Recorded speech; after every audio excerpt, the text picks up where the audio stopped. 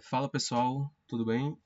Eu sou o Iago e hoje vou apresentar para vocês uma introdução ao desenvolvimento de jogos, né?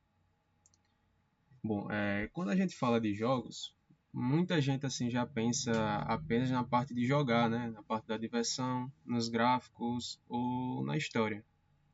Mas assim, por trás disso tudo existe um processo, né? Que ele é bem complexo e estruturado, que vai envolvendo várias áreas, né, diferentes que vão acabar atuando juntas, né, trabalhando juntas. Por exemplo, temos a programação, que ela é responsável por fazer o jogo funcionar, o design, né, que define como o jogo vai ser jogado, né, a arte, que cuida de toda a parte visual, e também a narrativa, né, que é o que vai construir a história e a imersão do jogador no jogo. Além disso, o desenvolvimento de jogos, né, também envolve a questão do planejamento, a questão dos testes, da organização da equipe e até de assim noções de mercado, né, como o mercado atual está atuando, por aí vai. Então, ao longo dessa apresentação, eu vou mostrar como funciona esse processo, né, de criação, desde a ideia inicial até a construção de um jogo de fato. E também vou acabar comentando um pouco, né, sobre o mercado de games e as oportunidades que existem hoje nessa área. Principalmente para quem assim está começando agora, né, e tem interesse nisso, que no caso são vocês que estão me assistindo. Antes de entender assim como desenvolver um jogo de fato, né, é importante a gente pensar um pouco assim do por que alguém escolheria trabalhar com isso. Primeiro, porque a indústria de jogos é uma das mais que crescem no mundo atualmente. Ela movimenta bilhões de dólares, né, todos os anos e continua expandindo, o que gera muitas oportunidades de trabalho. Hoje em dia existem vagas que não só para programadores no geral, mas também para designers, artistas, né, roteiristas, testadores e até profissionais de marketing assim, né, que voltados mesmo para a área de games, né? E além disso, o desenvolvimento de jogos permite uma liberdade criativa muito grande, ou seja, você vai poder criar mundos completamente novos, né, histórias envolventes, experiências únicas que vão acabar impactando as pessoas, né, os jogadores. Outro ponto importante é o acesso à tecnologia. Antigamente era muito difícil assim desenvolver jogos, mas hoje existem muitas ferramentas, né, até gratuitas mesmo, ou de baixo custo, como engines e software, que facilitam assim, bastante mesmo o processo de desenvolver um jogo. Então, isso acaba significando assim, na prática que qualquer pessoa pode começar, né? Mesmo sem uma grande estrutura ou equipe, pode acabar querendo começar a desenvolver um tipo de jogo, né? Ou seja, é uma área que mistura a questão da tecnologia com criatividade, inovação e entretenimento, o que acaba tornando ela muito atrativa, né? Principalmente para quem gosta dessas áreas. Bom, agora chegamos na parte de como a gente cria um jogo. Agora entrando no processo assim da criação mesmo, o importante é tu entender que um jogo não é feito de uma vez só, nem de forma linear, como muita gente acha que sim. O desenvolvimento de um jogo ele acontece de forma interativa, ou seja, a gente vai construindo aos poucos, né? Vai testando, vai errando, ajustando e melhorando continuamente. No início, normalmente é criado um protótipo, bem simples assim, que serve só para validar a ideia principal do jogo. Aí esse protótipo não precisa ter gráficos assim bonitos ou uma história super elaborada. Ele só precisa mostrar se a mecânica funciona. Depois disso começa a fase de interação contínua, ou seja, o jogo é testado várias e várias vezes, né? Tanto pelos desenvolvedores quanto por outras pessoas. E sim, existe emprego para pessoas que testam jogos. E cada teste são identificados problemas, pontos de melhoria, né, novas ideias que tipo assim podem ser implementadas e por aí vai. Então, esse ciclo assim de testa e melhora é extremamente importante, né? Porque assim, muitas vezes é uma ideia que assim parece ótima no papel, que pode acabar não funcionando tão bem assim na prática quando você vai implementar no jogo. Então, essa questão de testes é muito importante.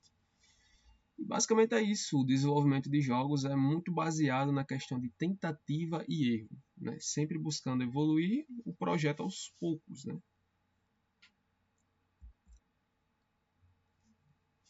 Bom, chegando agora na questão de definir o escopo do jogo, que é uma etapa muito importante no desenvolvimento, é essa questão de definir o escopo do jogo. Por quê? O escopo é basicamente definir tudo aquilo que o jogo vai ter, suas funcionalidades, até a questão das mecânicas, o tamanho, os objetivos e as limitações que ele vai ter também. Mas tão importante quanto decidir o que vai estar no jogo é decidir o que não vai estar.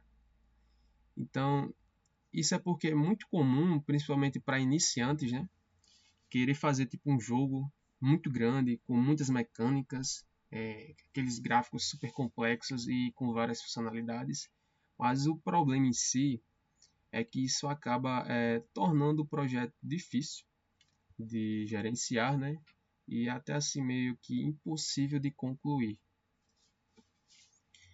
Por isso é essencial estabelecer limites claros, né? Começar com algo mais simples e viável, claro, né? Uma estratégia muito utilizada é trabalhar com versões, ou seja, lança primeiro uma versão básica do jogo, né, uma versão funcional, claro, né, e depois ir adicionando melhorias, conteúdos, refinamento aos poucos, tá entendendo? E isso vai ajudar a manter assim o projeto bem organizado e aumentar assim as chances de realmente você finalizar o jogo. Bom, durante o desenvolvimento, o processo ele acaba envolvendo várias etapas que acontecem de forma contínua e integrada. Uma das principais etapas é a realização de testes frequentes, que basicamente servem para identificar erros, bugs, né? E também assim avaliar se o jogo está funcionando como esperado. E esses testes podem ser feitos tanto assim pela equipe quanto por jogadores externos, o que ajuda a ter diferentes perspectivas sobre o jogo. Além disso, é muito importante fazer ajustes rápidos, né? Sempre que surge algum tipo de problema, né? Evitando assim que eles se acumulem, né? E isso acaba se tornando uma grande bola de neve, né? Se tornarem mais difíceis para resolver no futuro esses problemas. Outro ponto essencial também é o refinamento da experiência do jogador. Isso aqui envolve coisas como balanceamento de dificuldade, que é algo importante, né? Dependendo do tipo de jogo que tu vai fazer. Tempo de resposta dos controles, né? A questão de progressão do jogo e nível de desafio, como eu falei, a questão da dificuldade. Isso vai influenciar diretamente na diversão e no engajamento do jogador. E no final, o objetivo não é apenas fazer um jogo, né, que vai funcionar tecnicamente, mas sim criar assim, uma experiência que seja agradável, né, interessante, né, e também divertida de se jogar. Porque no fim das contas, o sucesso de um jogo está assim, muito ligado à experiência que ele proporciona para quem joga. Agora falando um pouco sobre as tecnologias, né, para desenvolver games.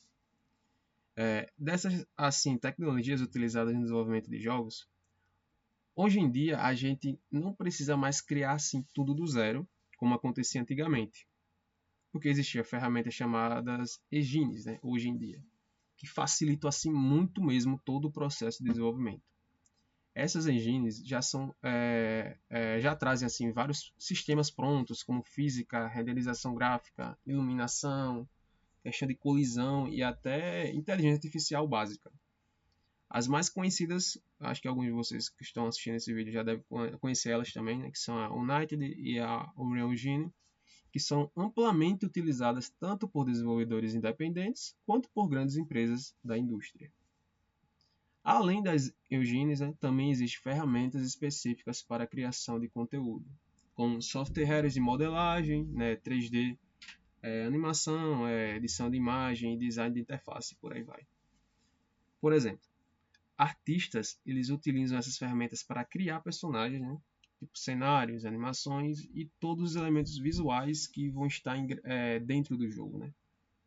Outro ponto importante também é a questão da infraestrutura, que envolve como o jogo será distribuído, publicado, disponibilizado, né, para outros jogadores e por aí vai. Isso inclui plataformas como PC, consoles e dispositivos móveis, além de sistemas online, né, como a questão de servidores, né, para jogar jogos multiplayer e por aí vai. Então, o desenvolvimento de jogos acaba sendo uma área bem multidisciplinar, né, que envolve várias tecnologias diferentes trabalhando juntas de forma integrada.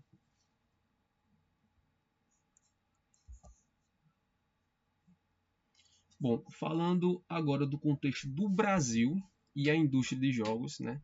Como ela tem crescido nos últimos anos, né? E eu já posso adiantar para vocês que ela tem crescido bastante nos últimos anos.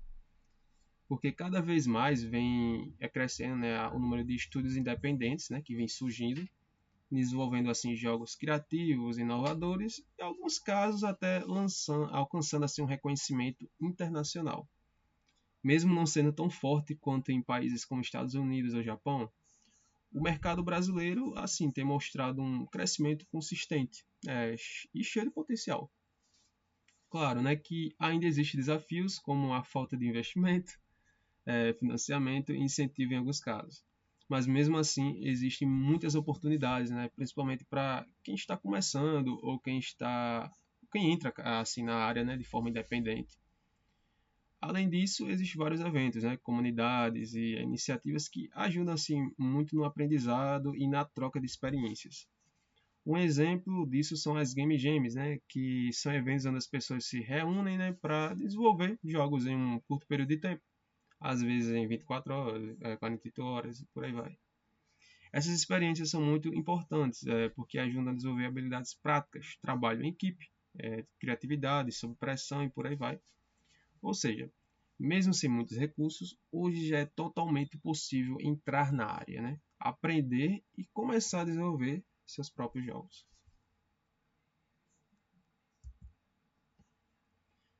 Construindo agora um ecossistema de desenvolvimento. Bom, entrando nesse ponto aqui, que é um ponto muito importante de entender, que o desenvolvimento de jogos ele raramente é um trabalho individual. Na maioria dos casos, ele envolve várias áreas diferentes trabalhando em conjunto, formando assim tipo um verdadeiro ecossistema de desenvolvimento. Por exemplo, temos os programadores que implementam a lógica do jogo, os designers que definem as regras, as mecânicas e as experiências do jogador, e os artistas que criam toda a parte visual.